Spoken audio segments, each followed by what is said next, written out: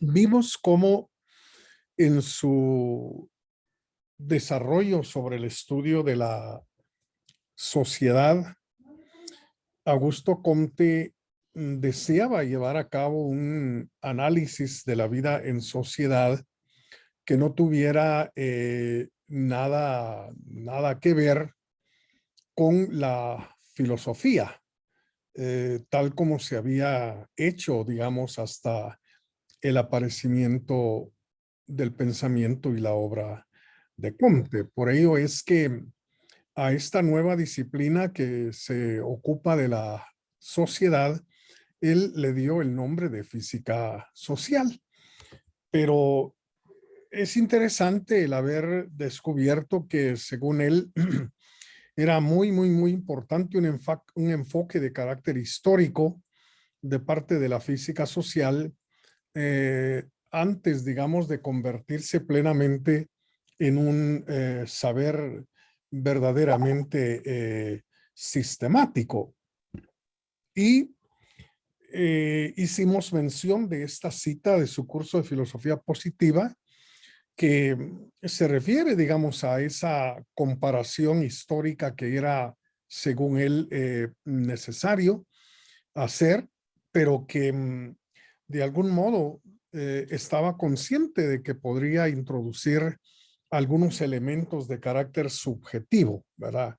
En ese enfoque histórico, porque podría ser llevado, digamos, el investigador a establecer que probablemente haya habido en el pasado momentos mejores o peores, en fin, y entonces esos elementos de carácter subjetivo iban a resultar definitivamente arbitrarios.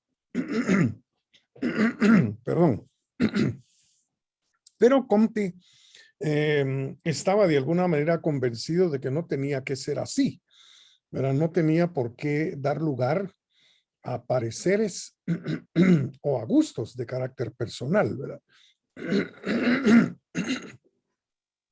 Sino que se podía llegar, dice la cita aquí ahora literalmente, se podía llegar a tratar la física social toda entera sin emplear una sola vez la palabra perfeccionamiento, reemplazándola siempre por la expresión simplemente científica, desarrollo, que designa sin ninguna apreciación moral un hecho general incontestable. Él pensaba entonces que ese enfoque de carácter histórico sobre la vida en sociedad efectuado por la física social antes de convertirse en un saber sistemático eh, podía dar lugar a juicios de valor, a elementos subjetivos, si se empleaba la palabra perfeccionamiento, ¿verdad? Pero según él, si esa palabra se reemplaza por el término desarrollo, entonces se trataría simple y sencillamente de una descripción, ¿verdad?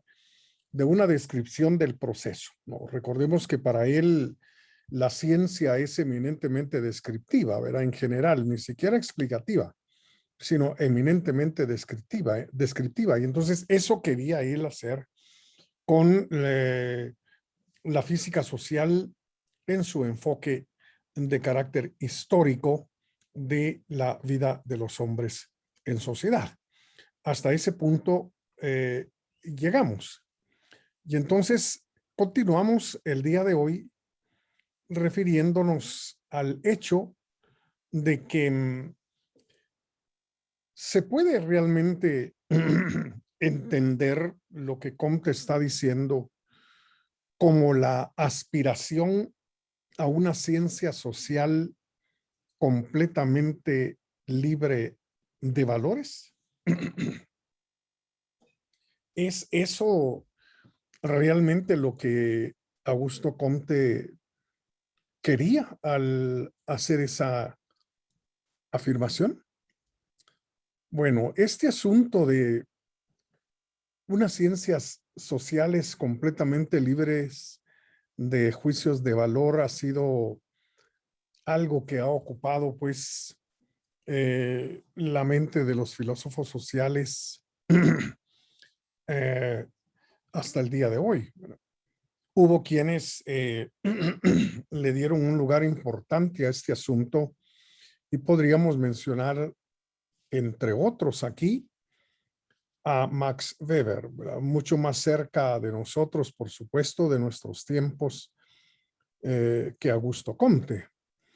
Pero solo para recordar, digamos, que este asunto de unas ciencias sociales libres completamente de valores, pues es algo, insisto, que ha preocupado desde siempre hasta el día actual a quienes se ocupan de los fenómenos propios de la vida en sociedad. Eh, y es de alguna manera una preocupación legítima, aunque dicen algunos probablemente imposible, ¿verdad? Porque no se trata de algún modo de describir únicamente lo que ocurre, sino de tomar acciones ante lo que ocurre en el contexto de la vida en sociedad. Sobre todo a partir de la convicción de que la vida en sociedad no es un fin, sino un medio, ¿verdad?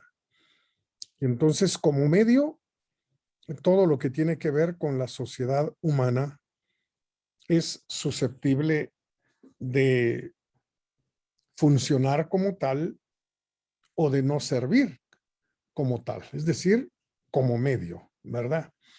Pero algunos piensan que con aquellas afirmaciones Augusto Comte más bien lo que quería era alejarse del siglo XVII y su idea de la perfectibilidad humana, ¿verdad?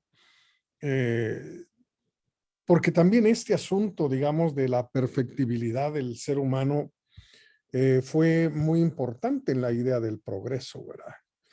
No sé si hemos mencionado eso, pero ya Condorcet, que fue uno de los grandes campeones de la idea del progreso, de hecho fue quien acuñó el concepto de progreso tal como se entiende en el sentido de que lo mejor está por venir, pues propuso, entre otras cosas, para el futuro que los hombres llegarían a perfeccionarse desde un punto de vista intelectual y desde un punto de vista moral también, ¿verdad? Entonces, algunos piensan pues que lo que Comte realmente quería era alejarse de esa idea de la perfectibilidad humana, ¿verdad? Pero bueno, esto también es discutible dado que la idea de progreso fue algo que inspiró también a Augusto Comte y sobre todo su teoría de la ley de los tres estados del pensamiento humano.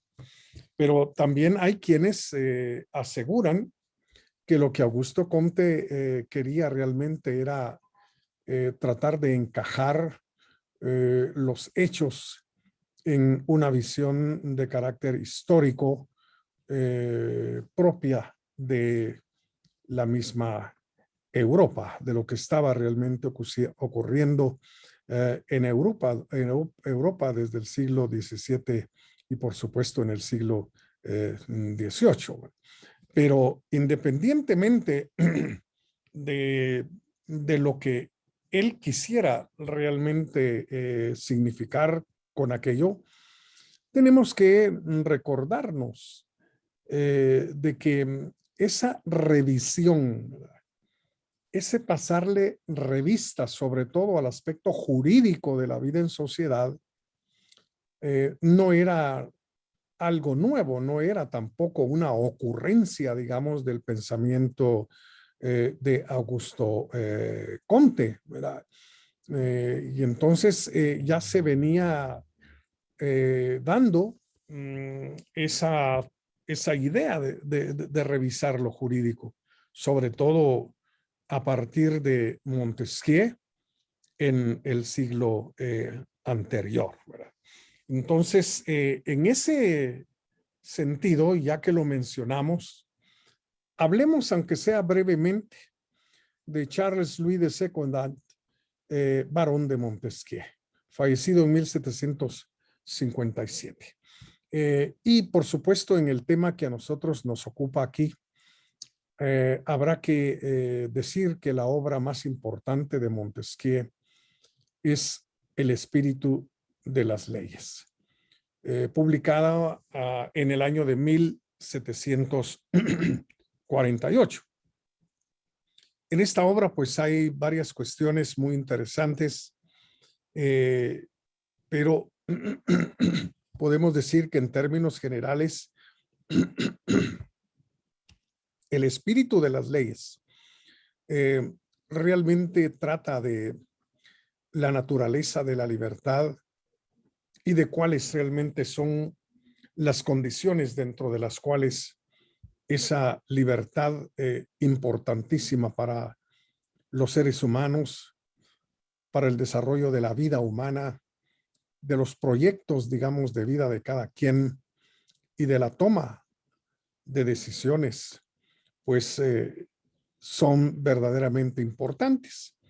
Y Montesquieu realmente aborda estos asuntos en el espíritu de las leyes. Ahora, lamentablemente, podríamos decir que este trabajo de Montesquieu en el campo, digamos, de la libertad, pues ha sido ignorado, ha sido puesto a un lado pese a su importancia, ¿verdad? Es probable, estoy adelantando aquí una especulación, es probable que eso se haya dado porque ya John Locke pues había, digamos, abordado de alguna manera esta cuestión en su obra, y hay que recordar que una de las grandes influencias sobre el pensamiento de Montesquieu fue precisamente el ideario de Locke, ¿verdad? De hecho, se puede encontrar en Locke ya la idea de la división de los poderes, que tan importante resulta, digamos, en el espíritu de las leyes. Pero de cualquier modo, esta obra en relación a la idea de la libertad y su importancia, pues es algo que vale la pena considerar. Pues en Montesquieu discutió también muy fuertemente las llamadas bases religiosas de la política, ¿verdad? Si recordemos que prácticamente se está todavía abandonando el periodo medieval, quedan muchos residuos del pensamiento y de la vida medieval en el ambiente europeo. Y entonces la política pues es objeto de análisis, digamos, tanto de parte de de Maquiavelo como de Montesquieu, desde la perspectiva de que debe hacerse la política aparte de la religión, que se trata realmente de dos cosas rotundamente diferentes, de dos ámbitos de la vida totalmente distintos. Y entonces, en ese sentido, Montesquieu abogó ya por la secularización de la política, porque la política quede realmente en manos de los seres humanos comunes y corrientes, y no en las manos de los religiosos, ¿verdad? Entonces, ya hay un proceso aquí de secularización en el discurso político, según Montesquieu. Y por supuesto, una cuestión importante es que con Montesquieu se acabó, se terminó aquella vieja discusión que se venía dando desde la antigüedad sobre cuál es la mejor forma de gobierno, ¿verdad? Entonces recordamos las tres formas esenciales, la monarquía, la aristocracia y la democracia. Discusión, digamos, alrededor de estas tres formas de gobierno giró siempre, digamos, la teoría política. Montesquieu realmente es prácticamente quien le da muerte a esa discusión.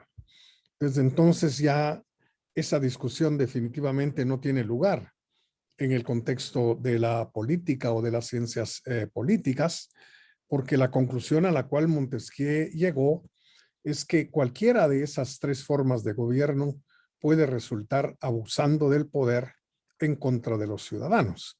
Entonces, la misma forma, digamos, del gobierno no es garantía para el respeto a los derechos de los ciudadanos, tanto el monarca o la monarquía como la aristocracia o la democracia, pues pueden resultar siendo gobiernos abusivos, autoritarios y probablemente dictatoriales.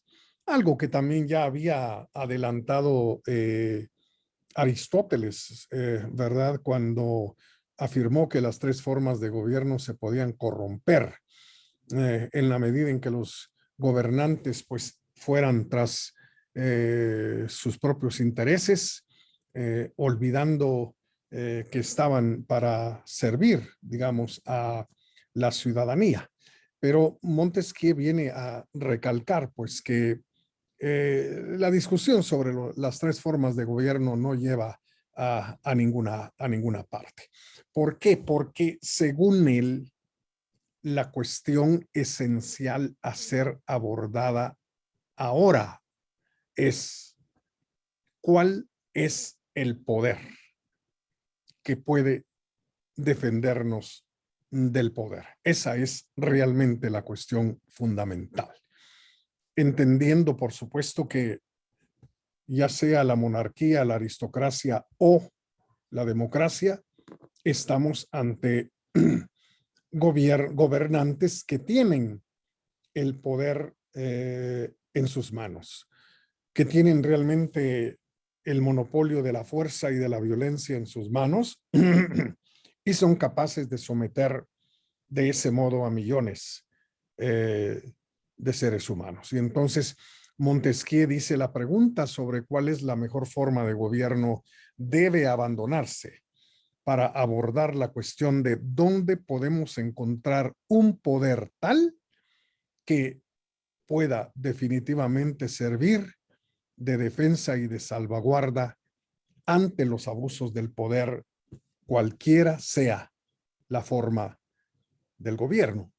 Y entonces, en ese proceso de análisis, en el espíritu de las leyes, Montesquieu propone que ese poder que nos puede defender del poder es el reconocimiento de que los ciudadanos tienen derechos que les son inherentes. De suyo, Montesquieu es uno de los grandes defensores de la doctrina del derecho natural, ¿verdad? Por supuesto, una doctrina replanteada, porque recordemos que la doctrina del derecho natural por mucho tiempo fue, digamos, una propuesta y a la vez fue defendida precisamente por la religión cristiana, por la iglesia cristiana y durante el periodo medieval por la iglesia católica romana, ¿verdad? Eh, pero digamos, en el momento en que surgen individuos como John Locke y como Montesquieu, defensores de la doctrina del derecho natural, ellos entienden que el llamado derecho natural primero no tiene nada que ver con lo divino, ¿verdad? Que era un presupuesto fundamental en el pensamiento medieval. Y que por supuesto, si no tiene un fundamento teológico el derecho natural, tampoco son los curas o los religiosos los encargados de interpretar qué sea el derecho natural, como ocurría en la Edad Media. Ahora estamos aquí ante una doctrina del derecho natural cuya base fundamental es la razón, ¿verdad? Ya no tiene una base teológica divina, sino un fundamento eminentemente racional, es decir, es el individuo el que se da cuenta que hay ciertas formas de comportamiento que lo van a dañar, que van a acarrear daño, digamos, sobre él. Y entonces, al darse cuenta de eso, pues se percata de que se trata de comportamientos y de conductas que deben prohibírseles a todos, ¿verdad? Porque así como el comportamiento de otros me puede afectar a mí, mi conducta también puede afectar a los demás. Y entonces se trata de que todos los ciudadanos pues reconozcan que son poseedores de esos derechos, que por supuesto eh, son derechos que son anteriores y superiores al poder público. Es decir, que el hecho mismo de ser ya un ser humano implica la posesión de esos derechos, el ser sujeto de derechos inalienables, por el mismo hecho de ser un ser racional, ¿verdad? Entonces, estos derechos se reconocen como existiendo antes del poder que los gobernantes tienen, pero también son superiores al poder ejercido por los gobernantes. Entonces, Montesquieu asegura que esta es la única defensa posible ante los abusos de los gobernantes. Entonces, tenemos a un autor aquí, pues, que afirma que un sistema jurídico en el cual se haga prevalecer esos derechos constituye la única defensa ante los abusos del poder. Entonces, lo que Augusto Comte, digamos, está proponiendo es hasta cierto punto algo que ya se veía venir, como decimos común y constantemente, o una actitud, digamos, frente a lo jurídico que se venía ya cultivando de alguna manera desde el siglo anterior a Augusto Comte. Ahora, el positivismo de Augusto Comte ha tenido una influencia verdaderamente enorme en el ámbito de lo jurídico. De hecho, el nombre de la doctrina es el de derecho positivo o el positivismo jurídico, como también se le conoce, y constituye la escuela dominante a nivel de las facultades de ciencias jurídicas, yo diría prácticamente en todo el mundo. Ha venido realmente a constituirse en la forma más popular, si queremos decirlo así, de hacer derecho o de hacer ciencia jurídica. Y por supuesto, el más insigne representante del positivismo jurídico es precisamente Hans Kelsen.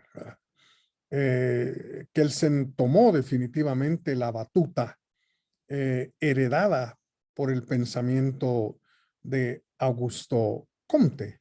Y ya el mismo nombre de derecho positivo, de positivismo jurídico, pues señala algún norte, le da algún sentido ya a la doctrina, porque pues por positivo, primero Comte entendía lo científico, ¿verdad? Es decir, un análisis estrictamente científico, en este caso, del aspecto jurídico de la sociedad. Eso por un lado. Por otro lado, recordemos que la palabra positivo significa lo dado ante los sentidos, ¿verdad? Que entonces también el nombre de positivismo jurídico enfatiza otra característica de esta doctrina, que es la de que la ley debe estar escrita en alguna parte. Debe aparecer ante nosotros en algún lado, ¿verdad? No valen realmente las costumbres, los hábitos, nada de eso. Sí tiene que hallarse en algún lugar, desde la Constitución hasta los últimos reglamentos. en algún lado tiene que estar escrita, ¿verdad? La misma ley en Guatemala, la misma ley del organismo judicial, pues afirma que la costumbre y el derecho no son, perdón, la costumbre y los hábitos no son fuente de derecho, ¿verdad? Entonces queda así de manera clarísima el positivismo jurídico imperante en un país como el nuestro. Pues bueno, decía Hans Kelsen, es el más grande representante, la mayor influencia del positivismo jurídico, que nació el 11 de octubre de 1881 en Praga, que entonces era parte de que hoy es parte de la República Checa, perdón, pero que en aquel tiempo, a finales del siglo XIX, pertenecía al imperio austrohúngaro.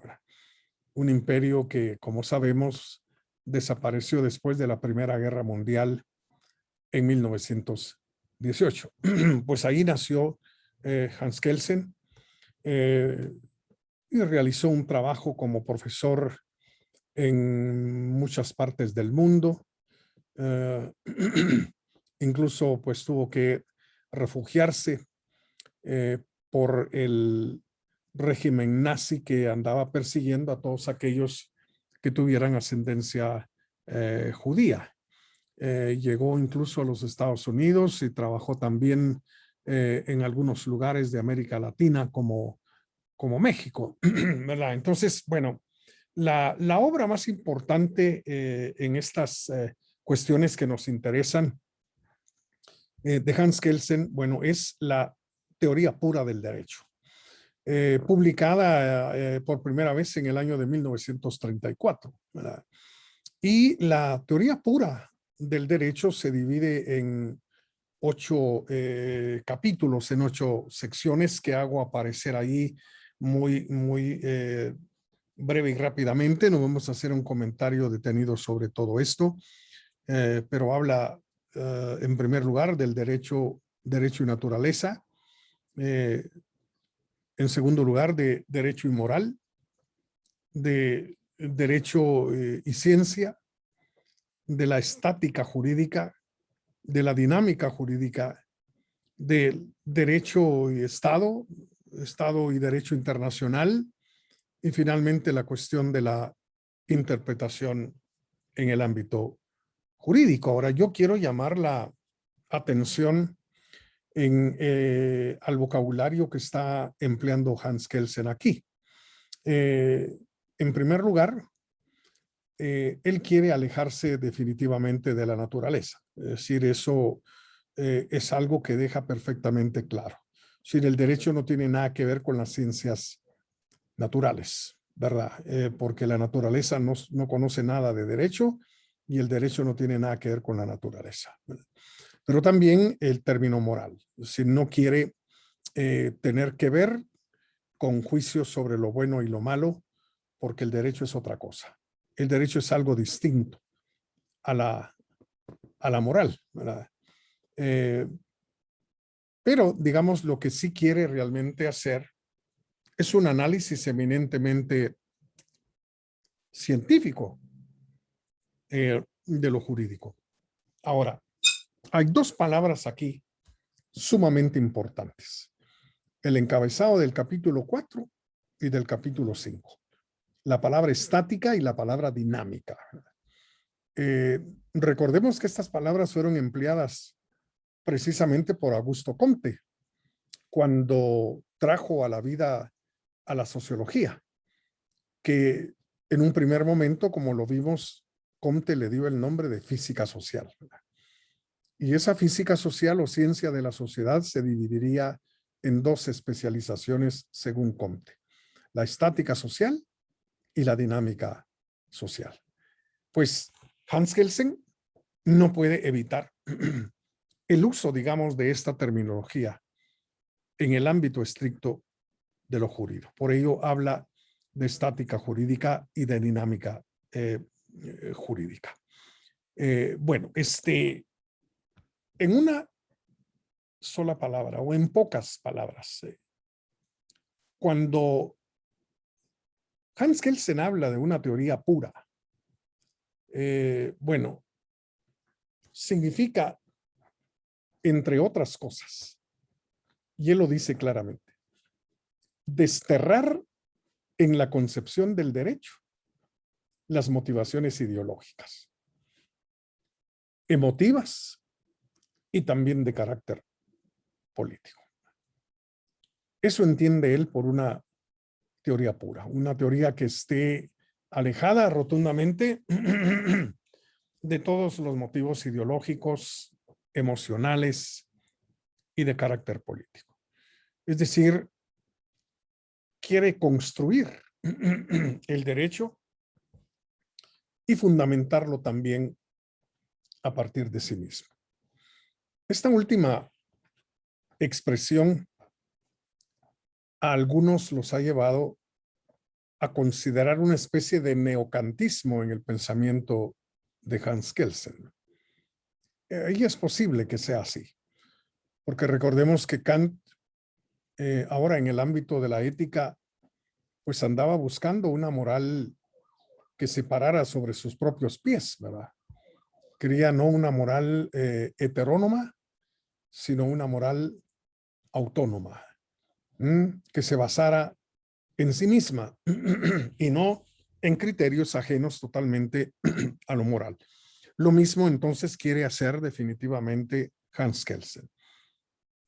Construir el derecho, desarrollarlo y fundamentarlo, pero a partir de sí mismo, sin el recurso, digamos, a fuentes de carácter ideológico, de carácter emocional o de carácter político. Eso creía él que era realmente lo puro de la teoría del derecho que él está proponiendo.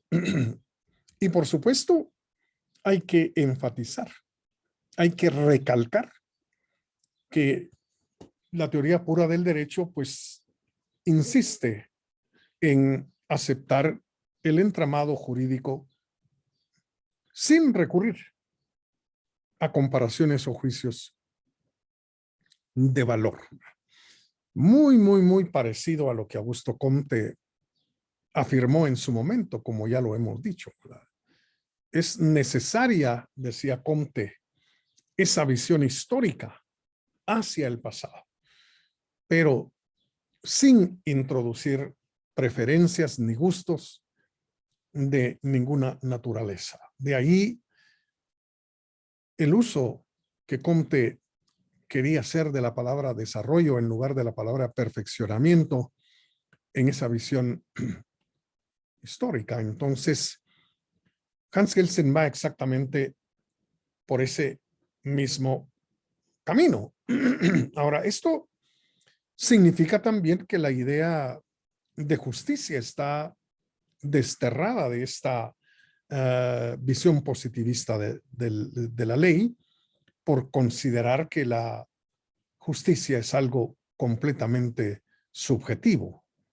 Es subjetivo, o por lo menos es histórico, es decir, en cada momento de la historia, pues se ha entendido la justicia de una manera muy diferente y muy distinta. Y entonces, si se trata de algo subjetivo, entonces la idea de justicia está desterrada completamente de este sistema jurídico. Pero en todo caso, la justicia, entre comillas, la determina simple y sencillamente el mismo sistema jurídico, ¿verdad? Entonces, lo que se tiene que hacer es sencillamente efectuar una descripción del entramado jurídico de una sociedad o de la sociedad sin comprometerse, ¿verdad?, en comparaciones de ninguna naturaleza. Si nos gusta o no nos gusta, ese es ya problema de cada uno, ¿verdad? Pero el entramado jurídico es lo que es y se acabó. De modo que no se permite hacer juicios tales como las leyes de Guatemala no son tan buenas como las leyes de los Estados Unidos.